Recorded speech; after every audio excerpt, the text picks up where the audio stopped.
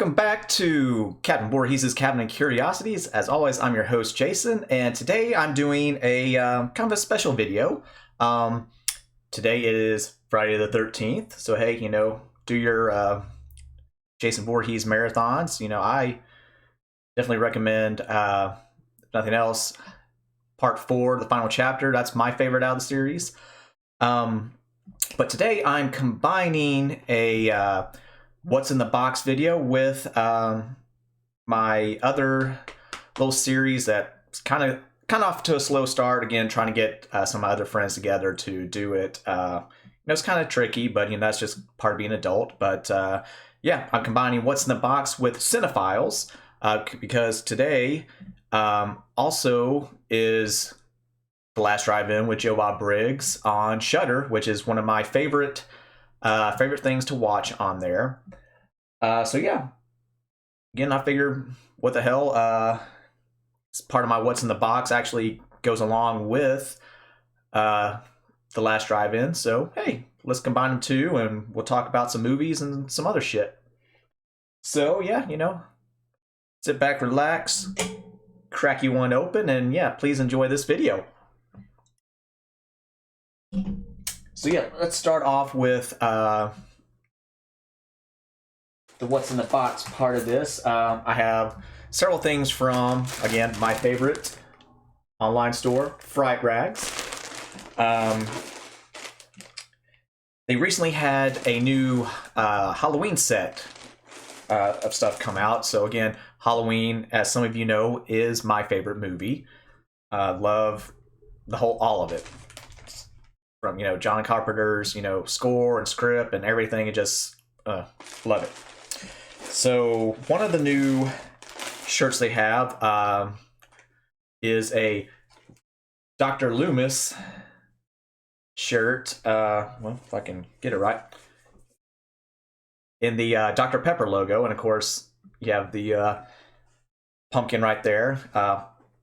Again, also, those of you who know me knows that if you cut me open, Dr. Pepper's in my veins. So I love this. This is awesome. Love the color. Love that it's a different color. That's one of my only gripes about Fright Rags is I wish not everything came in black. Again, this is another shirt from them. Let us, I get it from a production standpoint, single colors are easier to come by, but it'd be nice to have something other than black. So yeah, this really love this. And then another shirt I have, which again kind of tickled my fancy. It's a Strode Realty shirt. So again, that sets up the whole second part of the movie where Laurie drops off the key to the Myers house, and he sees her and goes and stalks her after that. So I thought that was cool too. I love the design, the nice little ringer tee. So I had to jump on that one also. And then of course I love my quote-unquote crazy socks. So I got a new pair of my glow-in-the-dark the Shape socks, because my other ones, basically I've worn them out. So I got a new pair of those. And then also they had new ones for Halloween Kills. So those look really good. And now for the other part, the What's in the Box, again from Fright Rags, and with it being the last drive-in night, I got one of the new Last Drive-In shirts. This was one with Darcy and Ernie, the male girl of the mutants. So really love this design. And also I got the Joe Bob koozie, and it's in the same design as Lone Star beer from Texas, which is Joe Bob's favorite beer. So again, that tickled my fancy, and it's always nice to have extra koozies around. So definitely had to jump on that. And lastly, to round out the what's in the box portion, this was a limited edition thing from Fright Rags, again, for season 4 premiering. So last drive-in. And these are Joe Bob and Darcy plushies.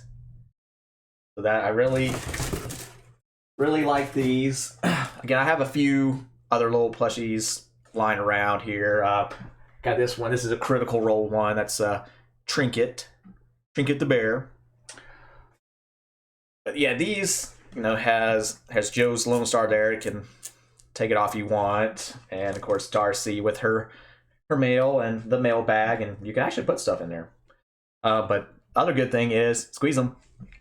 If you know what I mean, and I think you do. Joe Bob says, check it out. And always remember, the drive-in will never die. Yeah. I'll explain it to you later. They, you know, You talk. got a letter, Joe Bob. Aw, they love you, Joe Bob. It's fun. Love this. So yeah, had to jump on that. And again, thank you to my soon-to-be wife for, you know, indulging me and letting me buy shit like this. So yeah, that was another thing about this special edition of What's in the Box and Cine-Files. This will be the last video I do before I get married. We'll be well, hopefully this will post before the day. We're getting married. Julie and I are getting married tomorrow, so May 14th. Yeah, we've been together for about 3 years, and you know, finally, you know, just going ahead and making it official. So yeah, cool beans. And very, very excited to go ahead and, you know, just like I said, make it official and all that good stuff. Again, I'm rambling on. Please bear with me. You should be used to it by now. But sticking with the last drive-in, again, I absolutely loved it. I watched it back on TNT when it was Monster Vision. So part of my like Saturday ritual or whatever, if I wasn't hanging out with my friends, I would watch Monster Vision on TNT. I watched both episodes of that, and then that would by the time that ended, I would also by that time on the Chicago WGN station, I mentioned this before, but Tales from the Crypt they would run reruns of Tales from the Crypt, and again, for the longest time, I never knew that those were edited. It wasn't until, you know, my late teens, early 20s, when I started buying the collections and stuff, that I was like, oh wow, that's didn't realize, you know, there was cussing or you know, more cussing and, you know, nudity and blah blah blah. So, you know, again, that was my thing. Watch Joe Bob on TNT, and then check out Tales from the Crypt.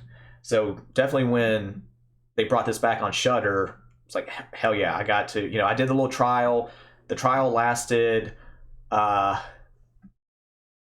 maybe 2 hours before I'm like, yeah, I'm signing up.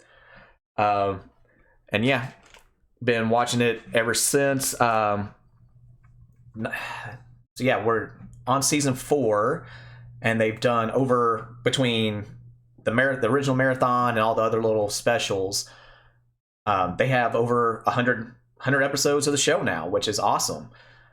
So yeah, and through watching them, I have not only came across like new movies that I really enjoy, I've also added them to my collection, and have some new favorites actually. So some of these I've already talked about, so I'll just, you know,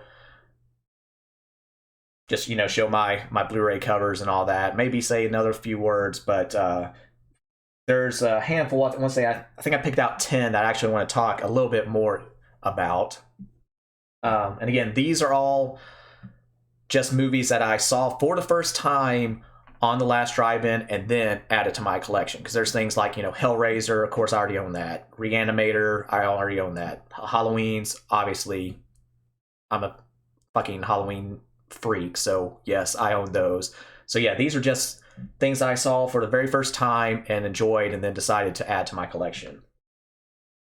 So first, there's Hack-A-Lantern. I talked about this, I think, my last video. Not a whole lot to, I'm not going to add a whole lot to it, but again, just watch it at least once. Again, check out Shudder.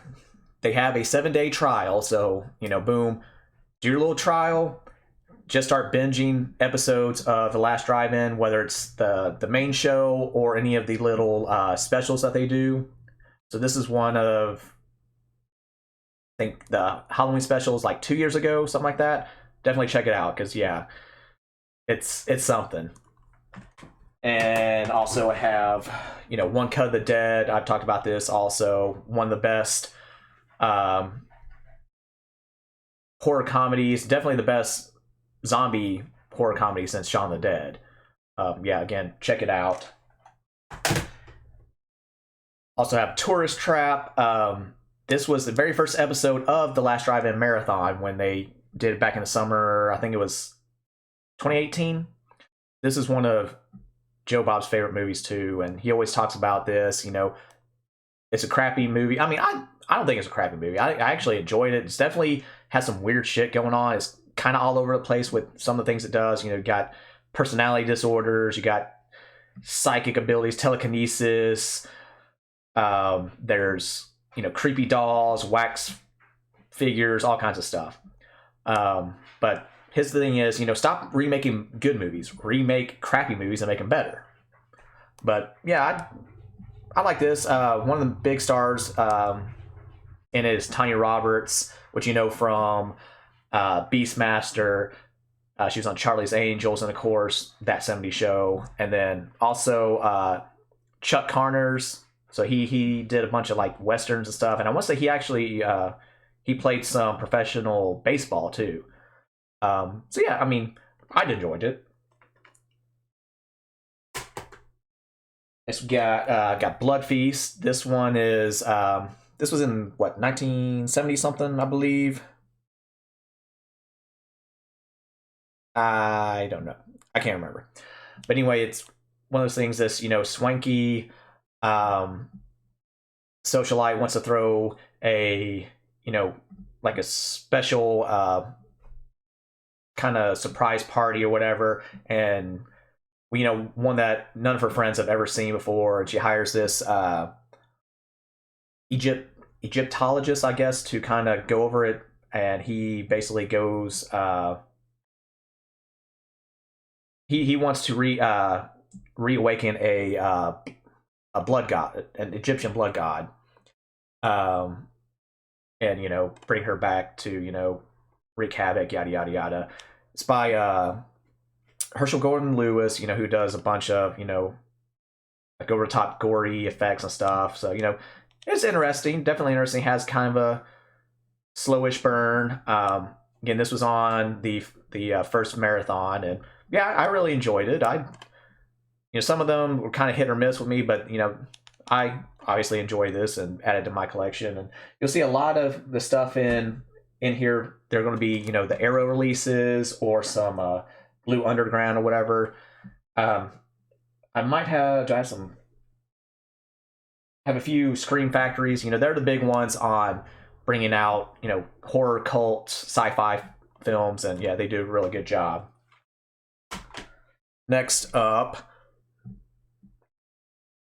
is a psychosexual kind of vampire flick, Daughters of Darkness. Again, it's definitely a period piece, which was I think 71, 72-ish. So you have that kind of aesthetic, especially with it being a foreign film. But yeah, again, hypersexual. There's that leads to violence, because the main character, Delphine Seyreg, she is portraying the famed mass murderer Elizabeth Bathory. So it's a vampire flick, and she's taken upon herself to kind of torture and potentially convert this, newlywed couple that stays at the same hotel that she does. So again, TNA, some blood and everything, kind of a psychological thriller too. So, worth a check out. Also got Prowler, and again, this is another blue underground film. Typical 80s movie. 80s were, filled with slashers, whether, good or bad or whatever. This is, I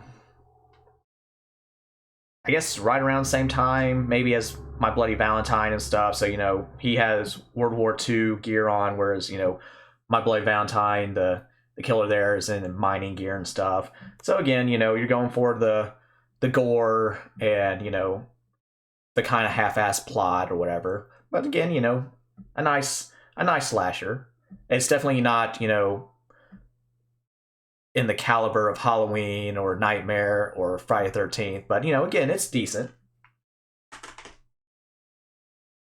Also had Q the Wing Serpent. This, yeah, I really like this. It's, by Larry Cohen, so he does all kinds of crazy shit. Also has, some Ray Harryhausen-esque claymation, stop motion action with the winged beast, the Quetzalcoatl. So yeah, you got the cops trying to figure out what's causing this rash of killings and stuff, and they eventually find its nest, and it's, oh shit, how do we stop it? So it's kind of a modern at the time King Kong flick. So again, enjoyable. Another one, again, I can believe it took me so long to watch this, just because the very first movie, it took me like 4 times to actually finally get through the movie, because it takes so long to get going, and that's The Exorcist. So Exorcist 3 here. Still haven't seen part 2, but this was on, might have been season 3. I can't remember right now, but again, this picks up basically sometime, a time period after part 1, so part 2 doesn't exist in this. This is part 3, kind of follows the book a little bit more than the other ones, but has an awesome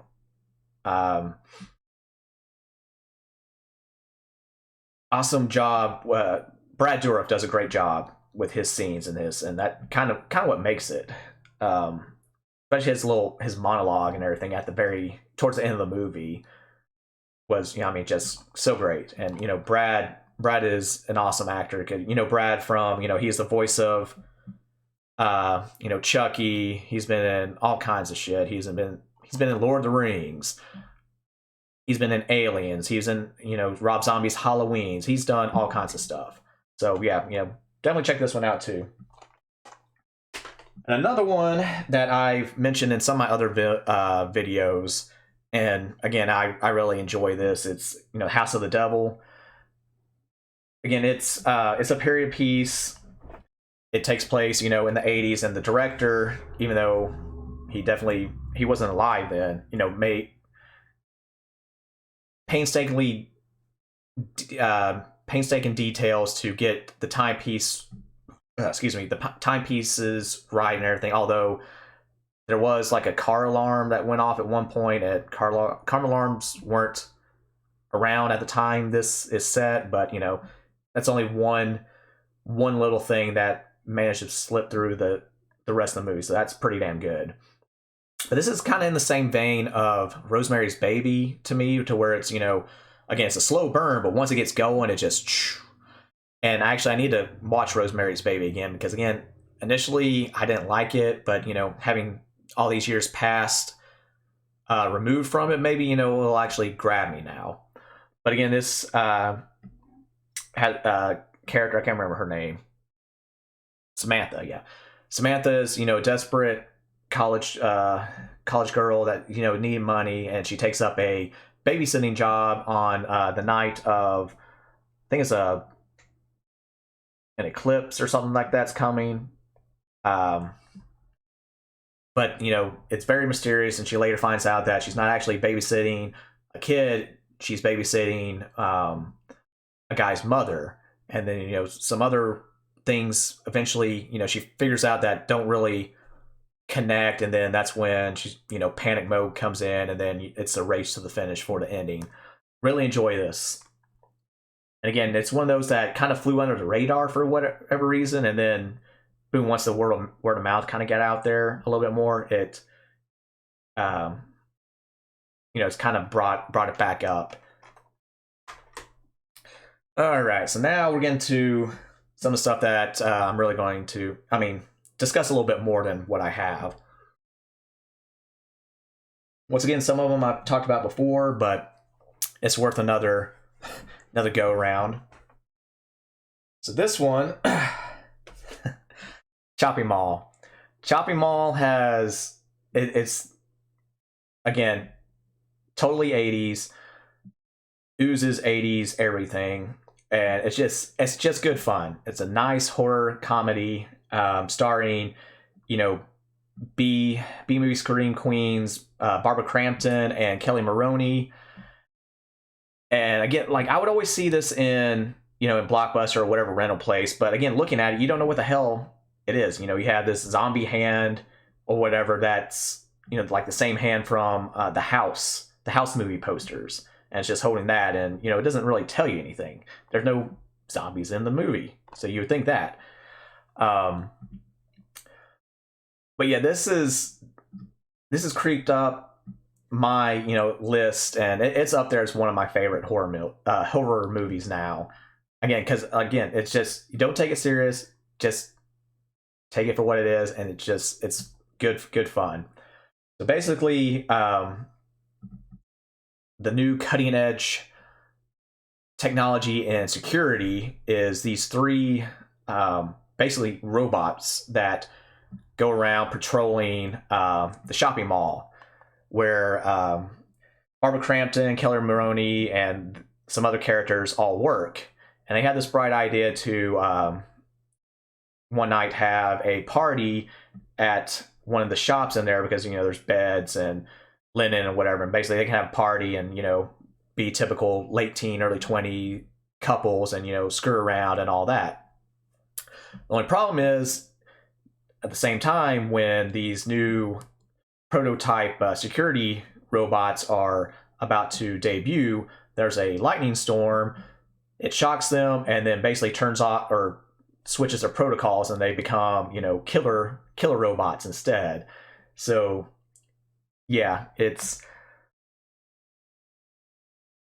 again, just watch it, have a good time. The one of the main best kills in there is when Susie Slate, I think that's what her name is. It's been a while. Yep.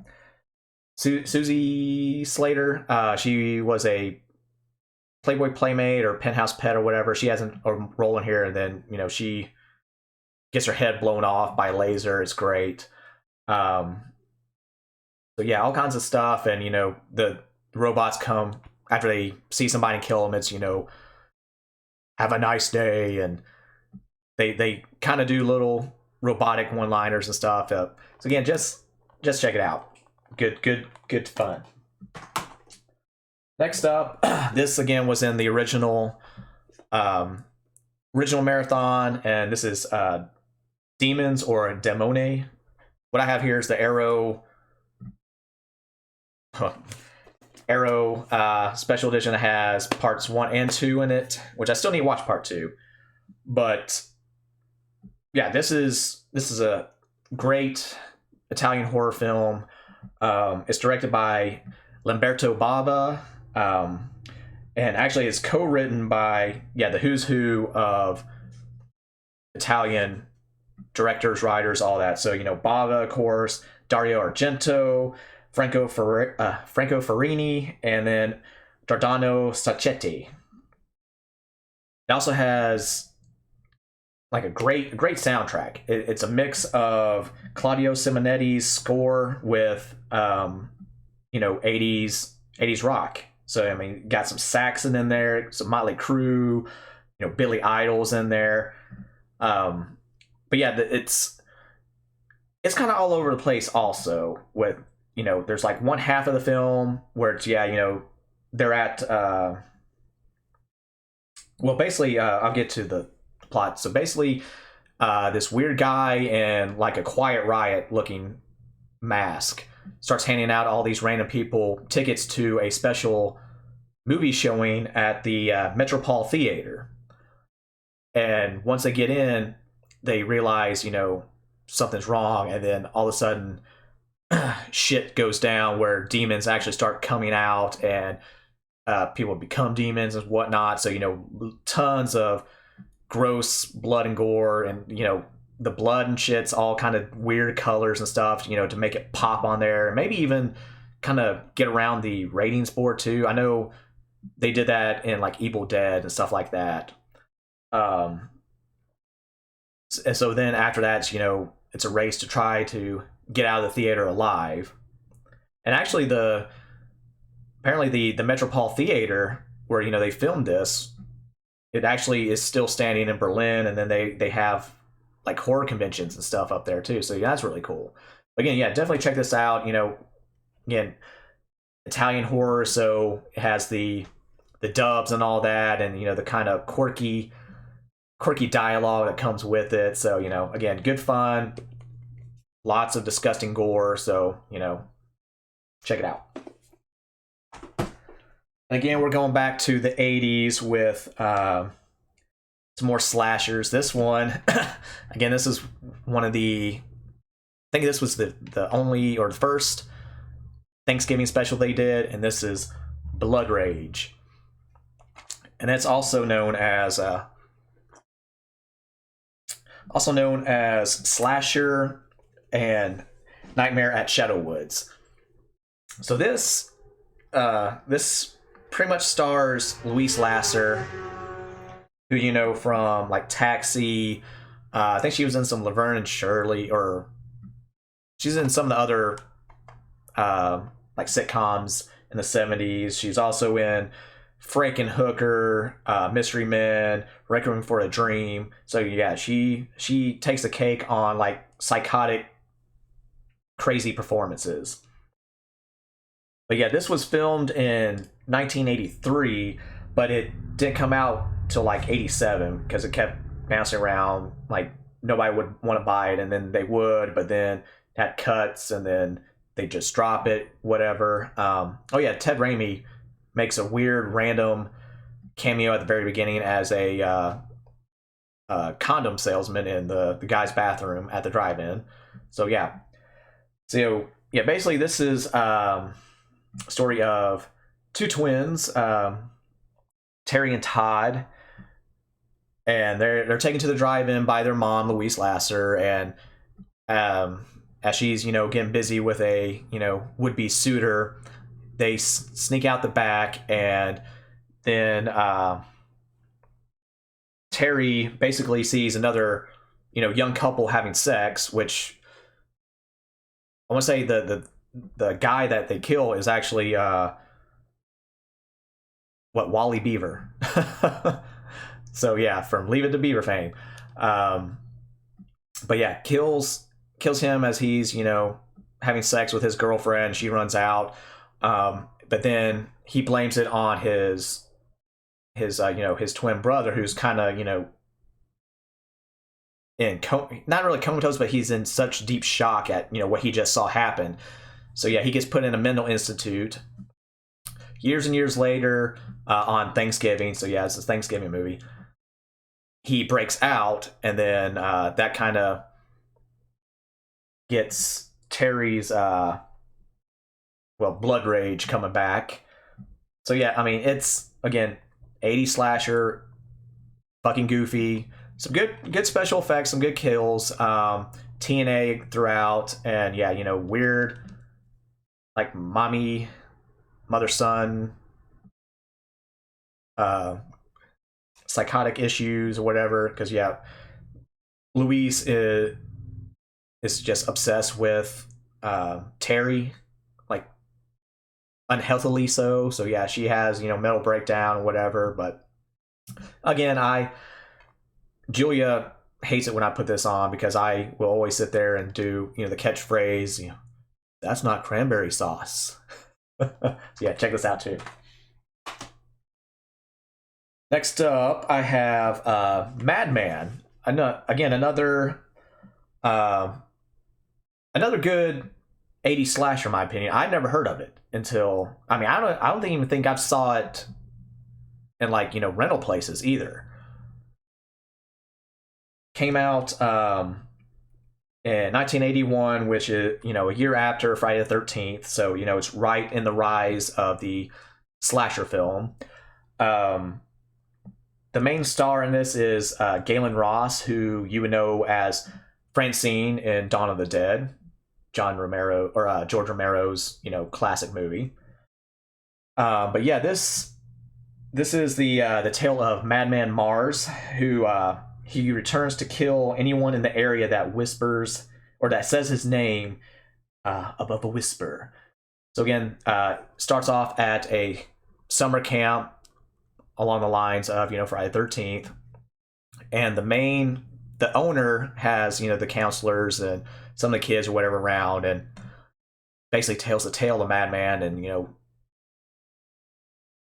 gives warnings or whatever. And one of the little punk kids, counselors, doesn't take it seriously, and just shouts his name out, and that awakens Madman Mars, and then the killing starts. Some nice kills in it. There's a cool one where a body comes out of one of those old school giant refrigerators and stuff. And I want to say that this is I would say this is like the granddaddy of Hatchet. It's kind of very similar in that, where definitely Hatchet is more of a revenge film, but the backwoods kind of hillbilly guy, that it's very similar to me. But yeah, definitely check this out. Rent it or whatever. Again, it's a very enjoyable slasher to me.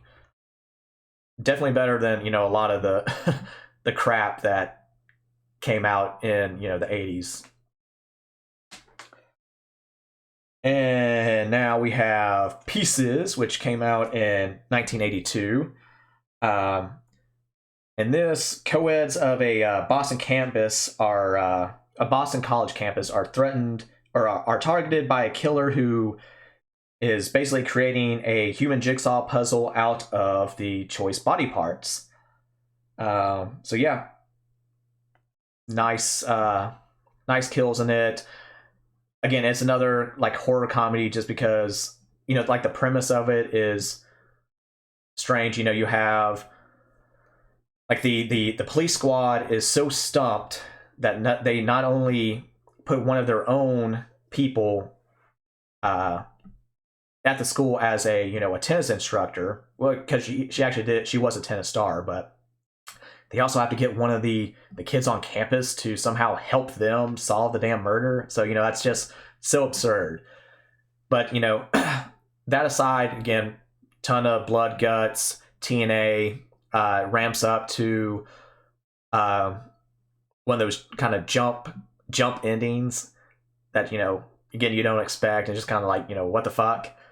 But yeah, the big stars in this, in my opinion, of course, are Christopher George and his wife Linda Day George. They did several movies together, like Chisholm and a few other things, and she basically after that would only work with him. So when he died, I think she did one film or something after that, and then she retired and said, yeah, I can't do it. And then also there's Paul Smith, who he would do a bunch of little kind of quirky roles. Also, he was in Popeye opposite Robin Williams. He was also in Dune, and then of course my favorite, he was Falcon in Red Sonja. And then the producer of this, Dick Randall, he was at the time also making kung fu films in Rome, and wrote this crazy cameo for whatever reason for one of the top, Bruce Lee impersonators, Bruce Lee. And yeah, it makes no sense whatsoever when the scene comes up. It just, again, you take it with a grain of salt, take it for what it is, just laugh at it, and, have a good time. Next up, we have Shudd. Again, Arrow release, very good. Shudd stands for, cannibalistic humanoid underground dwellers. And it stars John Hurd, which everybody knows as, Peter McAllister in the Halloween, goddammit, Home Alone films. He is also, he's in a bunch of shit. And, died, a few years ago, which is sad. Also Daniel Stern, as, he's a crazed, eccentric, kind of a cult leader, but not really. And then also has like a random, a brief appearance towards the end from John Goodman, and this is one of his first like movie acting roles, and then later on, went to do Roseanne and yada yada yada. But the premise of this is, there's a rash of bizarre murders in New York City, and it points to a group of grotesque vagrants that lives in the sewers. So you have a policeman, a photojournalist, and an eccentric bum. They band together to, try and stop them. So again, it's just, more quirky 80s stuff that, actually isn't a slasher. The 80s had all kinds of stuff. You had your slasher genre, you had your weird kind of monster things like this, humanoids from the deep, that kind of thing. So again, just check it out. Have some laughs, all that good stuff. Another one that was in the original run of the original marathon, David Cronenberg's Rabid. So yeah, this one, kind of jumped at me too. I really, really enjoyed it. And funny thing is, it's very relevant today. As we still try to get through COVID. It's crazy how this came out in the 70s and is still relevant today. So yeah, after a motorcycle accident, a young woman undergoes experimental surgery that gives her a taste for human blood, while also turning her victims into bloodthirsty zombies that leads to a citywide epidemic. So yeah, this is kind of the launch of, the what do you want to call it? Like medical science horror, I guess, because we got 28 days, 28 weeks, yada yada yada, all that kind of stuff.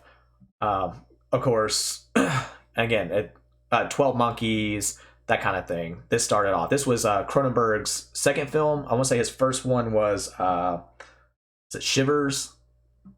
And of course, it's Cronenberg, so he's always doing that body horror, crazy shit that, hey, that's what he became known for. But yeah, the leading lady in this movie is Marilyn Chambers.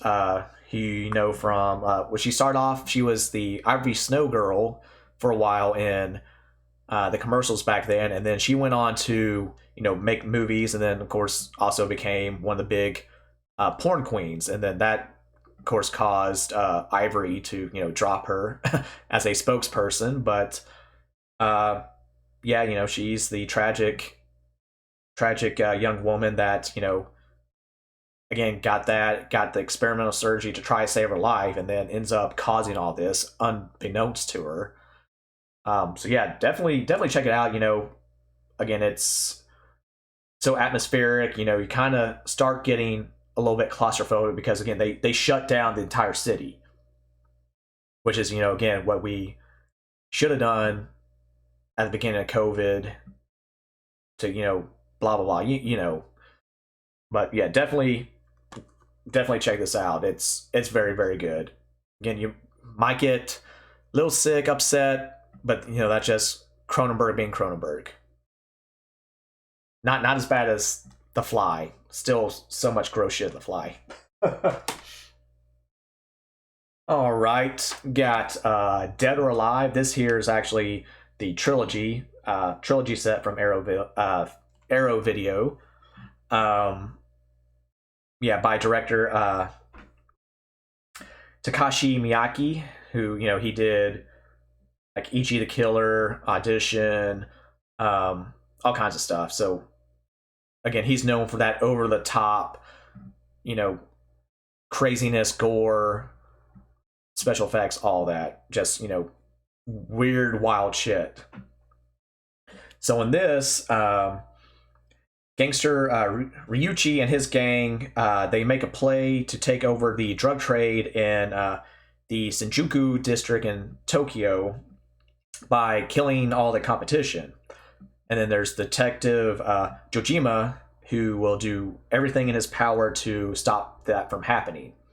So crazy visual effects, you know, typical mob, you know, mafia shootouts and stuff. And then like the last, I'm trying to think, like 20 minutes of the damn film where Ryuichi and Jojima are just going at it. I mean, they're firing rocket launchers at each other and shit, and it's great. It's just definitely check it out and just bask in the, you know, the absurdity of it. But yeah, the stars of the movie are Riki Takeuchi and, you know, Sho Akiwawa. So, you know, that's Ryuichi and you know, Detective Jojima.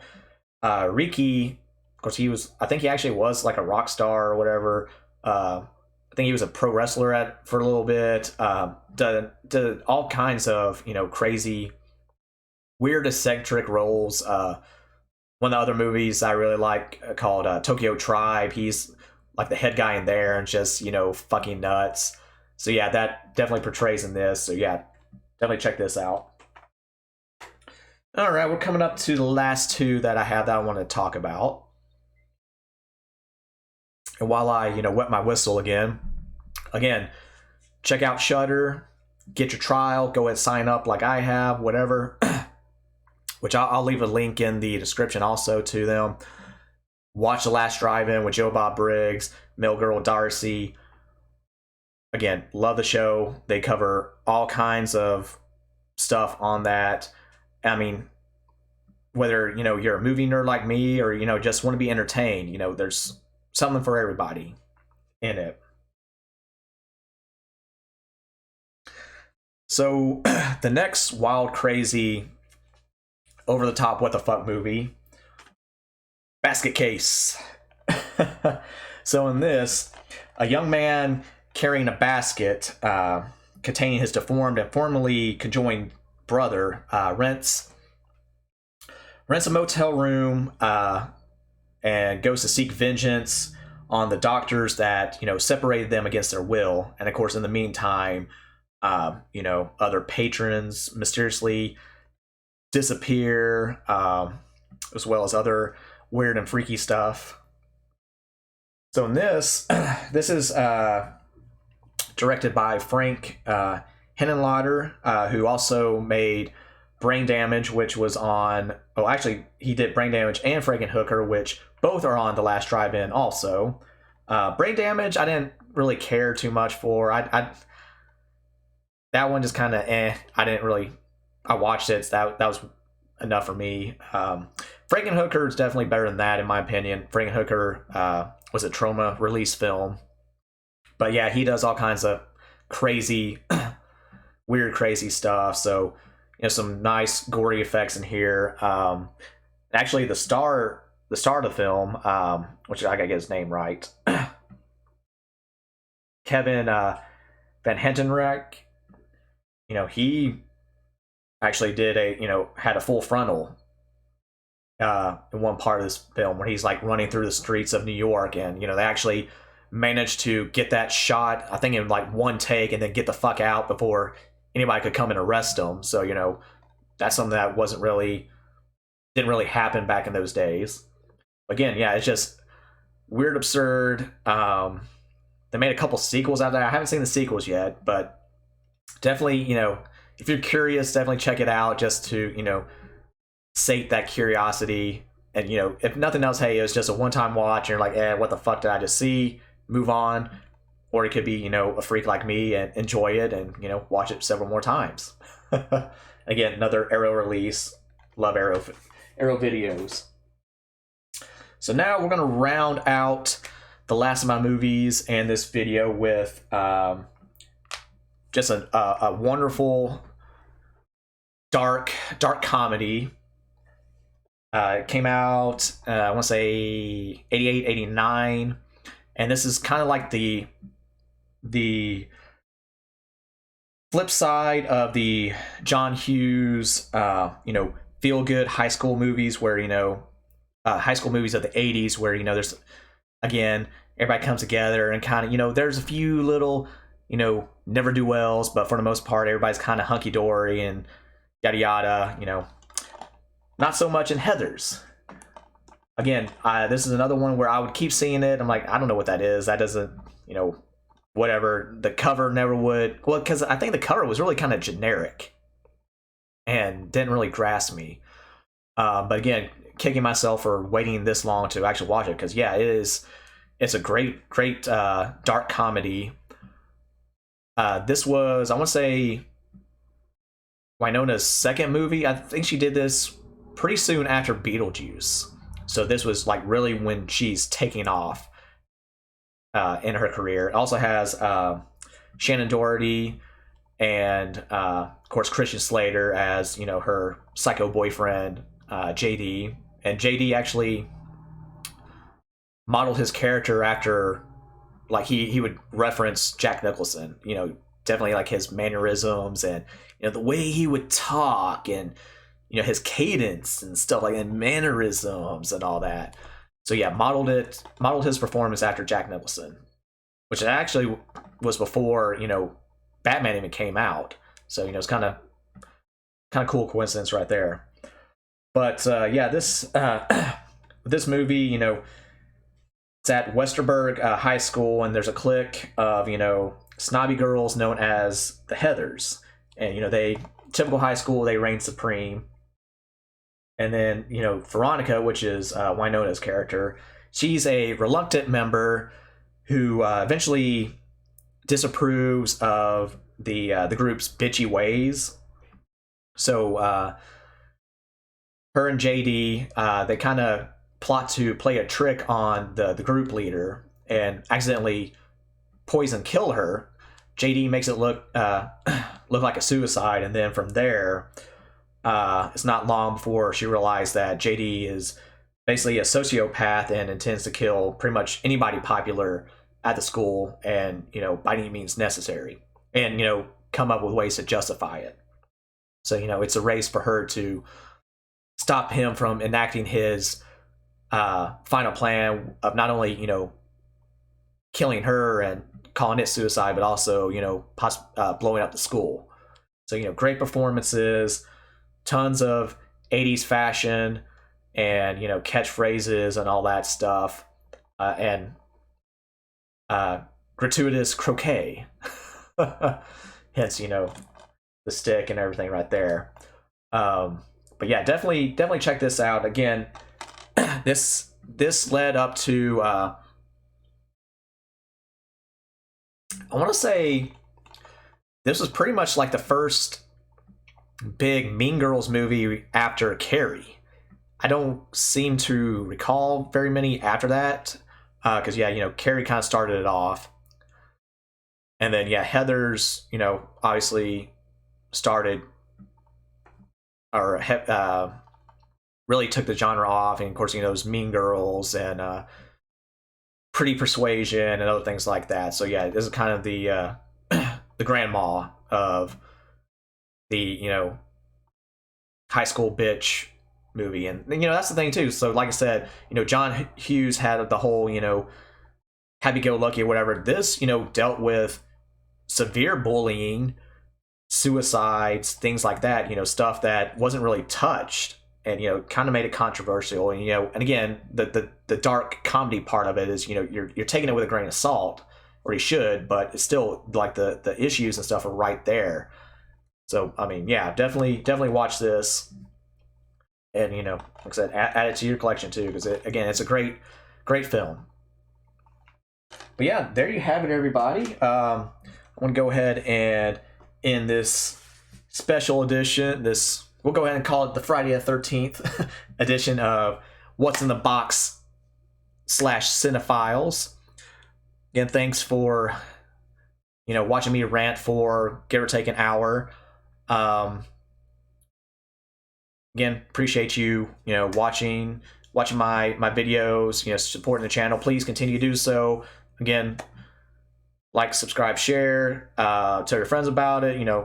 Subscribe, watch the videos. If you don't, whatever, cool. Just trying to get my numbers up, help me out with that. And again, yeah, like I said, this will be my last video for a little bit because, again, getting married tomorrow and I'll be on my honeymoon and all that. So yeah, good times.